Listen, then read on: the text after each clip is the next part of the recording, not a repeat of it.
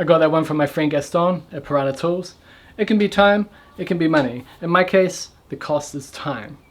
That's why my renovation is taking so long. Like, there's my kitchen. Look at the grain. Look at that continuous grain. It's beautiful, but that took time. And in this episode, we need to put a timber window reveal around our window in the toilet. And I'm not going to do it the fast way. I never wanted to be the fastest builder. I've always tried to be a builder who builds beautiful things, and there's always a market for that. So there is a quick way to do an internal window reveal, and then there's the way that I'm going to do it.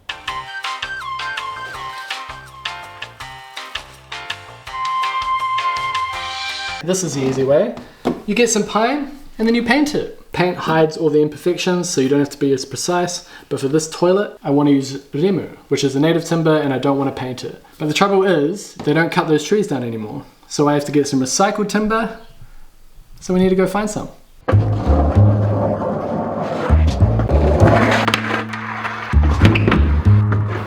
I'm always torn between throwing timber out and keeping it for future projects. The problem with keeping it is you run out of space to do your future projects. Ow!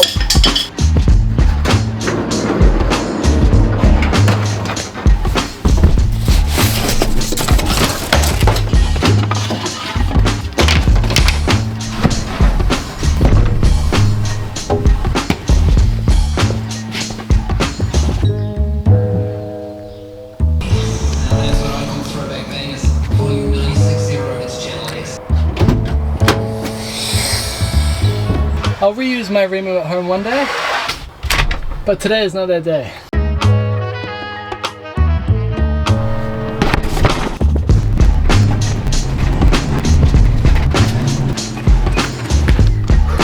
So if you look there, that was some of the stuff from the table. Too many nails, too twisted. It's going to be my neighbor's firewood. I do have nice remu though. These thick pieces here are great, but kind of a waste for a windowsill. There's no moral to the story, I'm just having a play. Let's use the recycled stuff I just bought.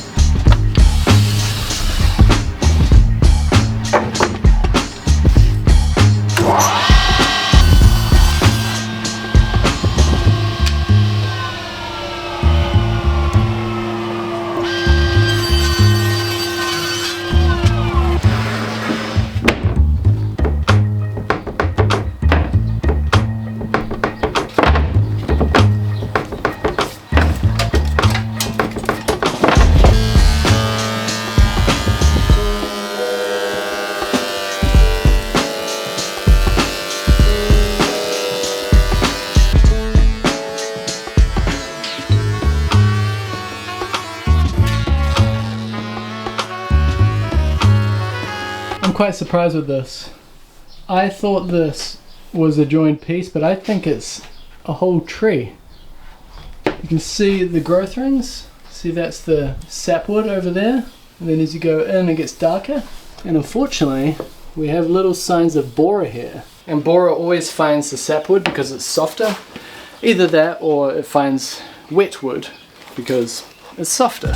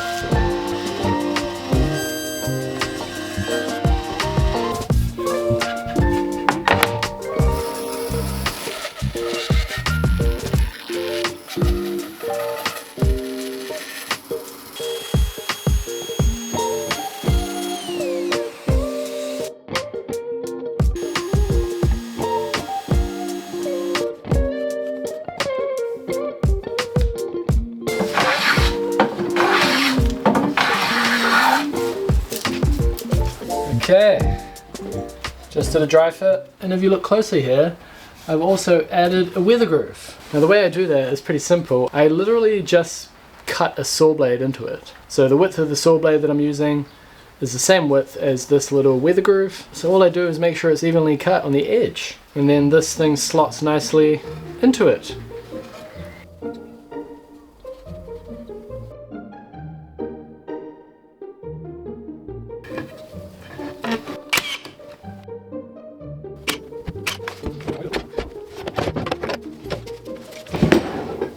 Scott Brown here.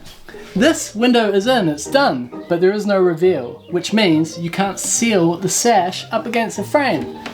So that's what we need to do. We need to put a reveal here, we need to put a seal on that reveal.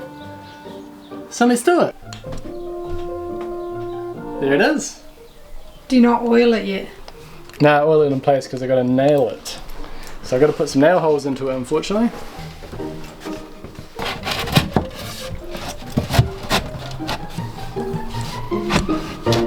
There you go, installed. This timber toilet's going to be one of the nicest rooms in the house. Well, because of this windowsill. Yeah. We'll put this in the bathroom as well. But will we use this timber? That remains to be seen.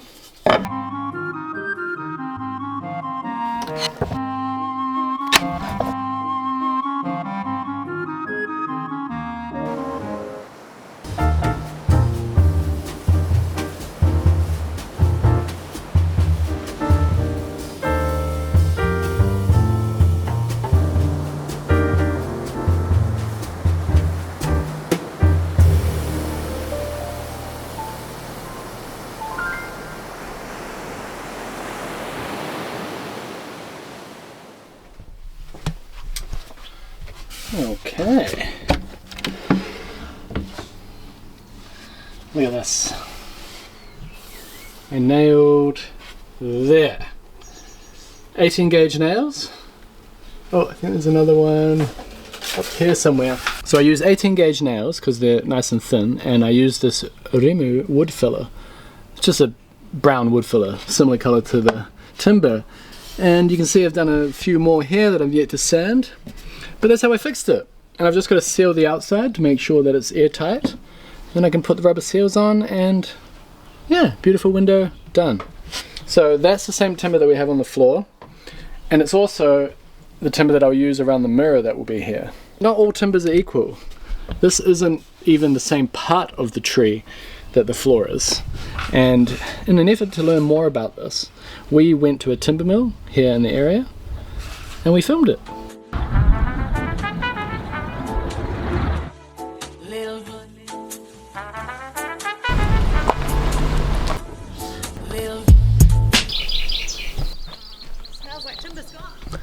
It really does. It really does.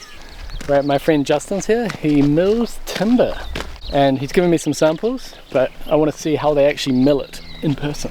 Yeah. Justin? Yeah, good to see you, Scott. Yeah. Once again. Hey. Nice to see you again. Yeah. Justin. So we're out here in the Motiri Hills, overlooking the bay in Nelson.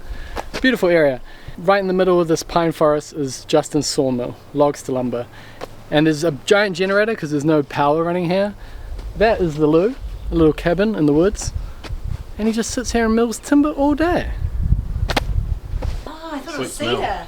No, and if you want the best smell, there's a pile of Himalayan cedar over there. That's the... What one? The one that's exposed? Yeah. Himalayan cedar. Cedrus deodora. Yeah, it came out of a tree up Brook Street. It was a garden tree. Oh my god. And it's not as sweet as macro, but it's just a lovely, lovely smell. That is so nice. That's like you know, like an essential oil kind Yes. of. Yeah, gosh, that's yummy. Someone needs to build a sauna out of this. Because of the bug repellent properties, Yeah. they used to make all the old drawer bottoms were made out of Himalayan cedar because it kept the moths out of your underwear. Right, yeah. Yes, so if you were a bit poncy, you had your nice drawers and they had the Himalayan cedar in them. Because that's what you do, Derry. Yeah, you know, someone definitely needs to build a sauna out of this. A sauna that we're allowed to use. Yeah, yeah. So this is some eucalypt flooring. Basically a quarter sawn piece of wood. As you can see here, the grain is vertical. Instead of if it was flat sawn, the grain would be going that way. And what this means is you think, well, who cares? But a quarter sawn piece of wood, that's the strongest cut of wood. So even if this was a piece of pine, that would be the strongest board you'll get. So if you have scaff planks, What makes them expensive over other pine is just that they're quarter sawn pieces. Huh. So effectively a quarter sawn piece will be cut out of here, because then all your growth rings are going vertical, or here obviously. Whereas flat sawn would be milled what way? Flat sawn you'd literally just be going meow, meow. Yeah, I got you. Yeah. We quarter saw stressy woods like eucalypt is it makes it stable. The only defect the wood can do is crook, where it stays flat, but it can sort of, it can't twist, it can't bow, it can't warp. Because the grain's going up and down. Because the grain's up and down. So it's just expanding and contracting that Correct, way. yeah. And if it's all the same way, of course, the floor acts as one. And of course, with modern houses, people have these terrible things called heat pumps, which in the old days you didn't have. So you get suddenly, it's fairly cold and everything's maybe a bit moist in winter, and then someone turns the heat pump on, you get 30 degrees going on the floor and dries your floor out really quick. Whereas again, this cut of timber will stay very stable. When you go to, I don't want to name names, but when you go to like a merchant and you often see flat sawn timber, have they done that because it's just you're getting more out of the log? They've probably graded out the good stuff, and basically you're getting the leftovers. I hate to say it, but that's what happens. Yeah. Also, in species like pine, hardly anyone ever bothers. We just flat saw it, and it is what it is. Because pine is pretty stable, so unless you had a specific product you wanted, like if you came to me and said, Justin, I want to lay a pine deck, but it needs to be on point, stable and not move, I'd be like, yep, let's quarter saw. And that's how we deal with stressy timbers like eucalypt. Yeah, as soon as someone goes, I want something nice but cheap, I'm like, pine. And they're like, but that's not nice. I'm like, but it's cheap. Scott Brown for scale. And these are the smaller pieces. We've already milled the big ones. Wait, what? So that's not the base? No, the base, we've milled all the base, that was here. I can send you the photos, it was hugely impressive. And this is the one that was poisoned? Yes, this was poisoned, and I can show you the bunya pine that was beside it. That was also planted in 1850. Was a smaller tree, but that was also poisoned. Wow.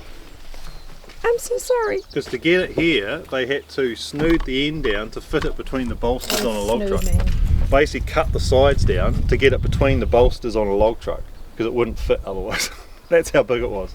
And someone poisoned it? Yes. Because they looked at a tree that old. Planted in 1850. They looked at a tree that old and that big and thought, oh, whatevs, no value there. What is wrong with people? And the problem is you could draw like a 100-metre circle around the property, because everyone at some point would get shaded. So. Wow. So that's what it was, like a neighbour that didn't like the shade. Something like that, yeah. People always point the finger at the owners, but if you knew how much it cost to get these two trees, there was two of them, out of the property, then you wouldn't want to poison them. All we know about it is, because I hadn't come across bunya before, they often use it for lutherers building guitars. It's a musical wood, or oh really? It's got good timbre. Huh. As in the timbre. like the sound, yeah. Interesting. So you'll mill a log this size? This is too big for our bandsaw mill, but what we'll do is split it or quarter it with a chainsaw. Like handheld? Yeah. Big chainsaw, big bar. And like one of those big sort of like Alaskan mills? No, just a big Stihl 660, and we set up a board and then just cut through it.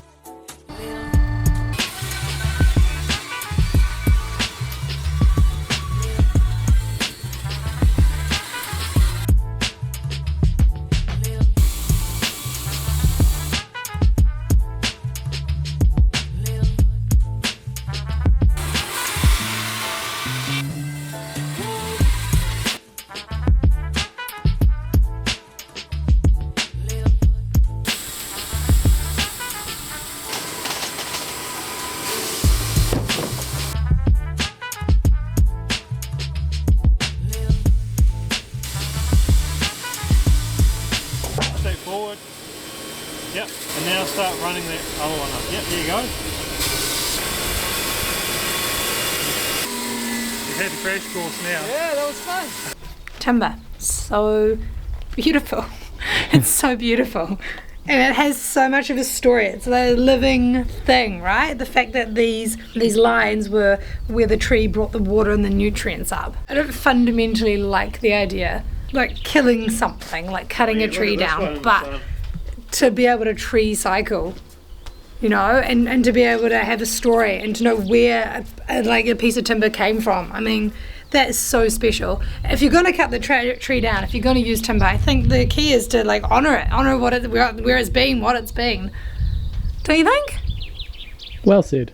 And it's all very romantic. What's the difference between a softwood and a hardwood tree? What is a hardwood tree? A tree that flowers. So poplar, even though it's very soft, is actually a hardwood because it flowers. So trees that don't flower are soft. Correct. So they're softwoods. Hold on though, a pine tree already flowers. It has cones. Oh, okay. So it's not it considered has a flower. pollen and cones. So So basically, either has proper flowers or it has cones. So the word hardwood is misleading. It's nothing to do with the hardness. Correct. It's not to do with the hardness of the timber at all. Oh, what? Wait, sorry. How am I just So learning then this? why the word hard? Why the choice of the word hard? I Why they're not don't flowering? know. Some wood nerd will know. Please comment below. There you go. Yep. Every day's a school day. Every day. Yeah. That's a decent chunk as well, eh? You can see why they call it redwood. So Alright. this is a piece from the giant redwood that was poisoned and had to be taken down. Correct. So we are going to have a little bit of Nelson's history. Exactly. That's Just a quick- actually quite special. I can send you the photo. Yeah, please. Please do. Let's make something out of it, eh? Treat it with the respect it deserves.